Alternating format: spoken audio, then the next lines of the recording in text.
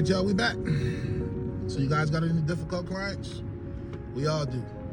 Now, how you deal with them determines whether you're going to keep those clients or whether you're going to lose that account.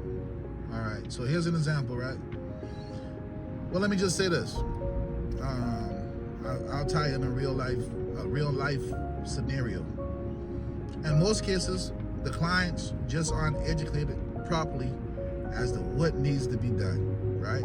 So if you have a client that they're just super hard to please, 9 times out of 10, you haven't educated them on why this complaint isn't getting addressed. Say, for example, it might be a particular style of floor that the mop just wasn't clean, and it isn't in that client's budget to hire you out to do the routine scrubbing of the floors with a machine, right? So you need to let that client know this is why this floor needs to be scrubbed, professionally scrubbed with the actual machine. This is why we're using this neutral cleaner, or this pH balance neutral cleaner, or whatever chemical you have to use in order to satisfy their needs. Or you might not be able to satisfy their needs. Then you might want to start considering compromising. Because at the end of the day, folks, the people just want what they pay for. You know what I mean? That's just the measure we try to consider, right? We try to have empathy for the clients. And a lot of times we get ourselves in trouble where we overpromise and underdeliver. I'm not saying that you guys might be guilty of that. We have been before.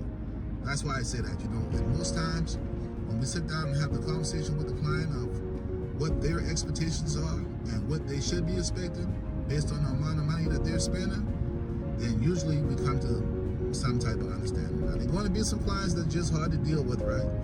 But there are going to be people who are just hard to deal with. We live. So if we're in business, then those just one of the adjustments or one of the things that we have to tolerate, right? You know what I mean? We're not in business to be liked. We're in business to be paid without me using a whole bunch of big words or whatnot. I'm losing you guys with what I'm saying. So try that, man. Try educating the client as to why a thing isn't getting done. You're just neglecting that particular area of concern. That's on you. You know what I mean? You probably don't deserve that account. But to everybody who's out there and they're doing what they're supposed to do, they're actually trying to please the client and trying to get it done. Start with informing and educating the client on what has to happen. Secondly, when you guys get these new accounts, man, think about it like this. You might want to be looking at charging an initial cleaning fee. Initial cleaning fee, that's just a way for you to kind of pad your pocket, but that's also a way for you to make sure when you come in that building, everything's in accordance to how you need it, right? And most times, the clients they're willing to pay for it. And if they're not willing to pay for it, right? And I said that wrong when I said pad your pocket. It's just an upsell, but it's necessary at the same time. And if they're not willing to pay for it, then you should consider 2 things. Maybe this client isn't for you, or maybe this client is just overextended, and you have to make some adjustments, right? So maybe you don't do the initial deep clean in one setting. Maybe you're able to break that down into different components, and you're giving the client a heads up as to, look, it's going to take a month and a half for this building to be whole. If you're not willing to willing to pay the money. And after even hearing myself say that, that's also a technique as to how to pick up some more accounts.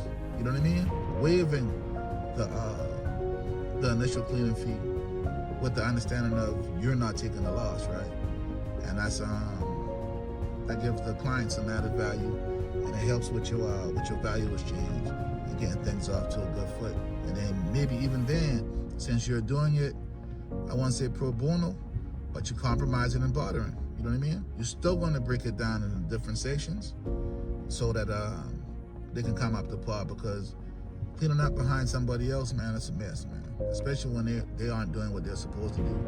And the clients, once they start that agreement with you, or once they start that relationship with you, they're looking at it from the standpoint of, I can't go through with these new guys what I went through with the old guys.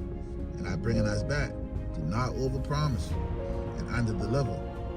But if I were you, and one of the measures that we take that has been working for us is sometimes we go above and beyond the scope of work, and we just make that part of the routine, right? If the microwaves weren't included, then maybe we do the microwave anyway, even though the client said we didn't have to, but we still get their permission. So in case something happened to the microwave, then we're still, we're still covered. But just some things to think about, man. There's just some things to think about. You know, my saying is sometimes we got to be unconventional, right? Sometimes we got to think outside of the box, but still within the parameters. All right, so let's go back. What are we dealing with? The difficult clients? Yeah, we're dealing with the difficult clients. All right, educate your client.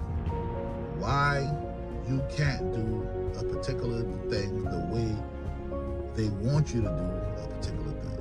9 times out of 10, it's going to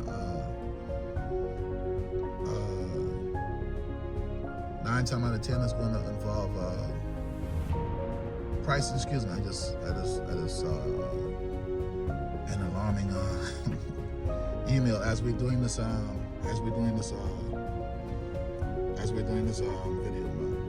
That's neither here nor there. It's just life entertainment. But yeah, you want to educate that client, and you want to give them examples, and you want to kind of show them why this isn't going to work, and then why you need to take the measures that you need to take.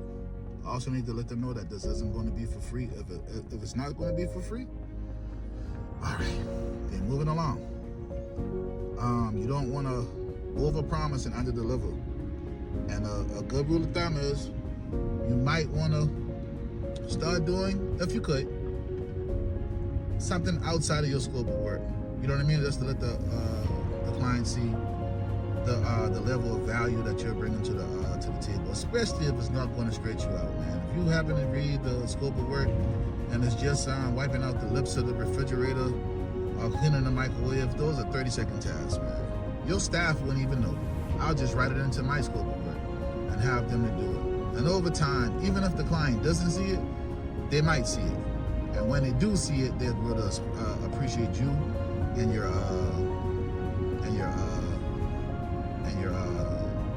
company. And third, I'm new at this, y'all. I'm getting lost with the third. What was the third? You guys kind of get the point.